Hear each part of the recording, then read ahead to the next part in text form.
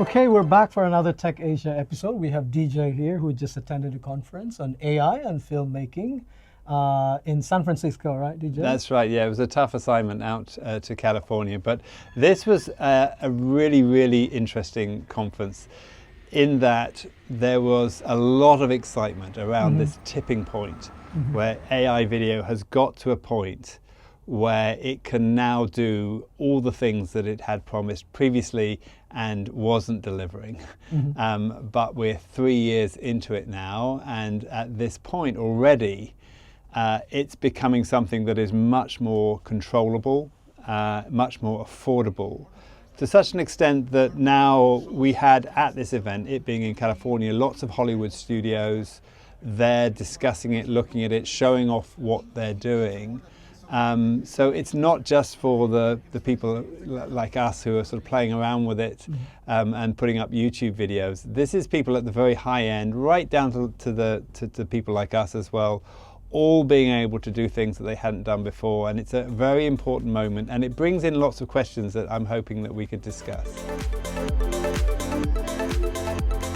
The question in my head is like, what happens now when AI machines now can actually do story ideas? Yeah? Well, the ideating is another thing. We haven't got to that point yet. So we are at a point, and I think that's something we can bring up in a minute, because that's something that definitely is the next stage. But just to be clear, where we're at the moment is that previously, where you would like literally have a slot machine and put your prompt in and then you get something back, but it was often nothing like you prompted. It may be better. You never knew. You couldn't control it. And you know, we had this thing with people with 6 fingers and all sorts of other stuff as well that was happening. Whereas now you can be much more precise in your prompts. You have a beginning and an ending, and you can say that you can script what you want to happen, and it will do it. Obviously, the longer the prompt, the more accurate it is. You generate images to show I want it like this. You have actors or people who are in it, so you don't have to create your new actors. You can use that. But you can be much more sort of clear on what you want to do. Now, let's talk about if you are a movie maker or you're making one of these long series for Netflix or something. Now, before you were very much limited by budget. You know, you saying, I want 1,000 soldiers running down this hill. Well, you could do that with CGI and all sorts of other things, but it was very expensive. So when the writers, what they were saying at the conference, when the writers were thinking about what they were going to do, it was always constrained by what can we afford to do. Whereas now they can do just about anything. So at the very top end, they're talking about this explosion in these really big budget type movies that will be done on much smaller budgets. And then for things like animations, typically an animation would take 4 to 5 years from start to finish to create. And now that can be compressed down to as little as 6 months using these new AI tools. And of course, much, much cheaper to produce. So that's at the very top end. And then at the bottom end, which is really where we are, and also, you know, people like my 10-year-old son, who is able now to go in there, go into one of these apps and then start creating. So if he has a great idea, we're going to see an explosion of this thing. It means that we're going to see from bottom up lots of new ideas. We're going to see people creating movies in their bedrooms, Hollywood type movies in their bedrooms, and releasing them onto YouTube, possibly through the theaters as well, and then being massive sensations. So we're likely to see this explosion of content that is going to come as things develop. So let's go to the technology side of it now, because well, for ordinary people, or even like ordinary artists and creators, you need some technology, or probably like there's a new layer now to make it really convenient to access all these tools. Yeah, so this is also fascinating that we have this stack. I'm going to try and make it as simple as possible. Effectively, you start with the chips, the computer chips at the very bottom, NVIDIA, Apple Silicon, the Alibaba chips, etc. And then on top of that, you have the cloud computing and all the compute, and then you have the models. Now, the models we're familiar with, things like ChatGPT and Gemini and Seed Dance, and Kling is one of the specialized Chinese AI video models. So we have a lot of different models that you can choose from, and they're kind of ping-ponging. So one releases a new one, and then that's better for doing this, and then another doing this. And another update. Yeah, another update. So you have all these models here, some of which you might have subscriptions to already. But they don't always have the best interface specifically for video production. So their interfaces are based on the general user population. You can go into a Gemini app or one of the others and you can say, I want to make a video, and it will do that. But it's not really great at making movies.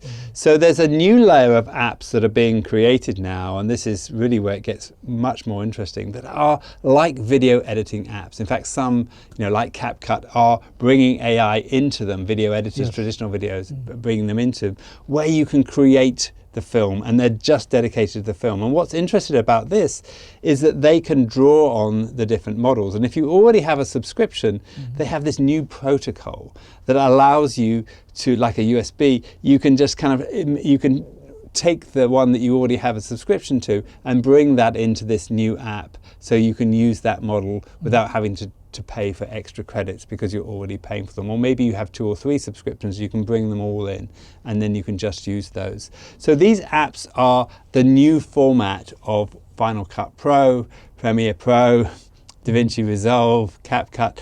They are the new way of making videos. And they are very aggressively sort of competing in that space to be the number one, because obviously this is going to be a huge market. It works across the board. It works for movie makers, for people like us doing news and documentary. The BBC have bought into one of these. And then also for people like real estate agencies or people doing advertising, or you have your own brand. That you want to create video content for. All of that will all sort of jump into these new stacks. And it's just, they're just showing sort of fascinating new capabilities. Can you talk about specific examples of these apps that, Well, we talked to the CEO of Magnifique, which is one of these apps that are sitting on the top. And it's trying to push itself to be the number one, of course, as many others are.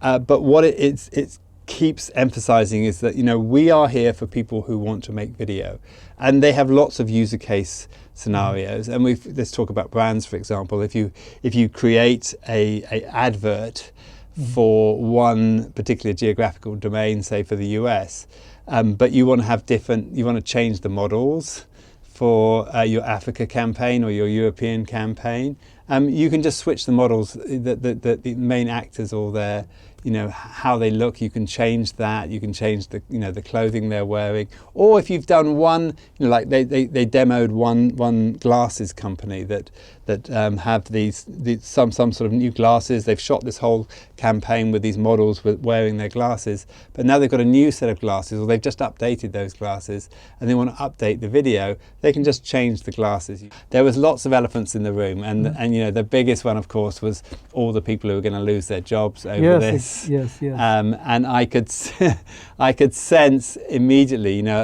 when they were talking about something, it was one of those things where you showed it and you're thinking, oh, well, that's all the people that work in this industry are going to lose their jobs, or they're going to find it very difficult.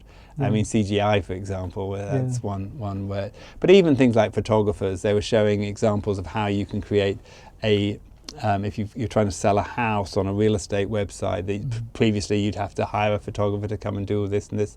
Now you can just snap a few shots with your iPhone, and then it will create a video and create these really beautiful pictures for you of it, just from whatever you pump into it. So yeah, it's going to be tough. There's definitely going to be a lot of changes happening in the industry. I mean, I think the big question that we alluded to earlier was, what happens when the AI gets so good that it can create itself? Stories, Now, I talked to an artist called Niceaunties from Singapore, who was there, who has kind of been through the whole thing. She started 3 years ago when they first had image generation to create these really kind of fantastical landscapes around these central characters of Singapore aunties. It's been very popular. She's become quite a well-known artist. She's been able to leave her day job and go into this full time, and she's exhibited in all sorts of places already, and her work is really quite stunning, really. It's very colourful and hits you. But she always has had these obstacles, so she's been through this process of AI not doing what it says it's going to do, and just really kind of just battering on until finally she gets what she wants, and trying to use lots of hacks of getting around all the peculiarities of it. So her conversation was very interesting, because I thought she would be very much against anyone being able to create this kind of art. But she was very much of the opposite. She was saying that she thinks, well, it's about the idea, and these new tools are going to allow her to do so much more, and less time just dealing with the frustration of the technology, and just really being able to ideate, think of new ideas. So the question is what happens when AI can also do that, can kind of look around, see all the greatest artists that have ever lived. How are humans going to stand out this time? Ultimately, it is a tool. So I find that it becomes very apparent how much you have experienced in life in what you draw with AI. So I think that narrative and your intentions and what you're trying to achieve with this tool, what you're trying to say with what you create, becomes even more important now. I think it's pretty obvious when you look at a piece of work made with AI. I always say it's like the shortest distance between what you think and outcome. And therefore, your life experiences and your memories become apparent, and especially the way you think and conceptualize, it becomes apparent in your output. You talk about your architecture being very much part of the influence of the way you've done it. I mean, I think that the key point I'm getting to is, can anyone now come in and just produce something similar to what you're doing, or is it something much deeper than that? And the tools to access it has just changed, but the ability to be able to create this kind of content. Oh, okay. So I think on the surface, visually, anyone can easily duplicate what I do. Definitely, but they have not lived the life that I have lived. So moving forward, they will not be able to duplicate every single step in the future. So I think the most important thing is that, what is your perspective in life? What is your artist's view? What's your opinion? You can use this tool to express yourselves in ways that would have traditionally taken a lot more resources and time. And I mean, without AI, I wouldn't have built the Antiverse. At the conference, they were very confident that humans will win out, that people aren't interested in seeing an AI playing chess against an AI, which is true if they know it's AI. But there has also been lots of blind studies over writing recently, where they put AI-written pieces against human-written pieces, and often the AI wins. And it's only when you tell the human that was AI that suddenly they don't like it anymore, and they much prefer the human. So what was the takeaway in terms of, like, the human experience and how you stand out? Well, I mean, I think the big takeaway for me was that we are at this pivotal point in AI video, and we're kind of crossing onto the other side of that. What that means in future is very difficult to say. As I said, at the conference, just by the nature of the conference and the people that were there, they were extremely excited about this. But I think there's a lot of people in the industry who won't be happy with it, a lot of questions that went unanswered, and that we're going to have to see how that plays out in the future. More questions than answers, right? I think for me, certainly, as I said, it's very easy to get swept up in the excitement of, and you see these videos and you think, wow, that's amazing. I'd love to be able to get in and create it. It's like, you're doing something for the first time and you just think this is amazing. But, we shall see whether this really people just get sick of it. Because, of course, on the opposite side, we're going to get bombarded by this stuff. We're already being bombarded by AI slop. And now this is getting better and better. It's just going to mean we're going to get more and more in our feeds of our social networks and things we watch. and it's going to be harder to find real human content. But at the same time, there may be more value then in stuff that is obviously human. Okay, thank you very much, DJ, for covering the Upscale Conference for Tech Asia. You're welcome. This is DJ Clark from Drone and Phone, working for Tech Asia.